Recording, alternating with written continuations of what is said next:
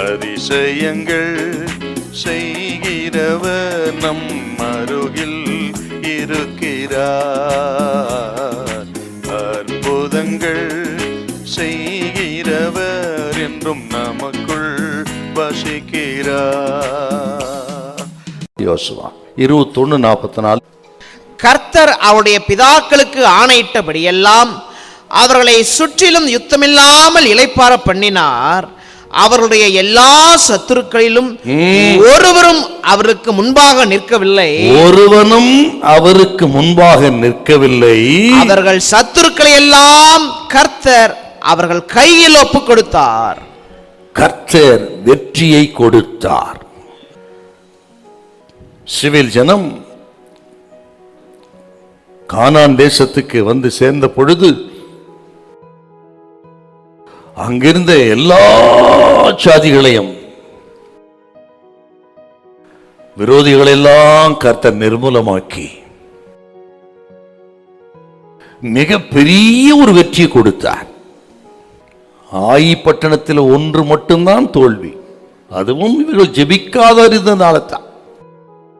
மற்ற எல்லா யுத்தங்களிலும் 100% கர்த்தர் வெற்றியை கொடுத்தார். அதை நினைக்கிறாருங்க.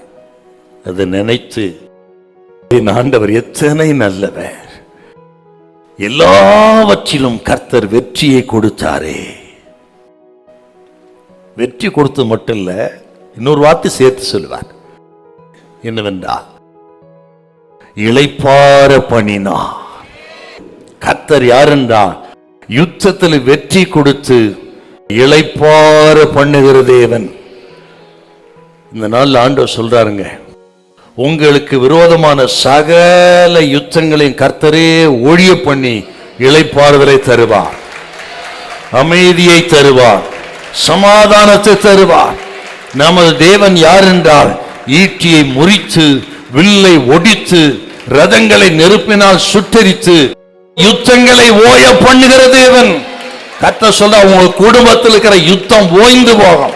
உங்களுக்கு விரோதமாய் வேற ஸ்தலத்தில் இருக்க யுத்தங்கள் ஓய்ந்து போகும். உங்களை அழிக்க நினைத்த மக்கள் மத்தியில எல்லா ஈட்டியை முறிக்க போகிறா, வில்லை ஒடிக்க போகிறா, நல்ல இளைப்பாறுதலை சமாதானத்தை தருவா. நமது தேவன் சூழ்நிலையை ஆளுகை செய்கிற தேவன். எல்லாவற்றையும் அவர் ஆளுகை செய்கிறார். அவர் கரத்துல இருக்கிறது. அவருக்கு விரோதமா ஒருவரும் எழும்ப முடியாது. இனி உனக்கு விரோதமாய் யுத்தம் பண்ண முடியாது. எல்லாம் அவருடைய ஆளுகைக்குள்ளே இருக்கிறது. ஹல்லேலூயா, ஹல்லேலூயா.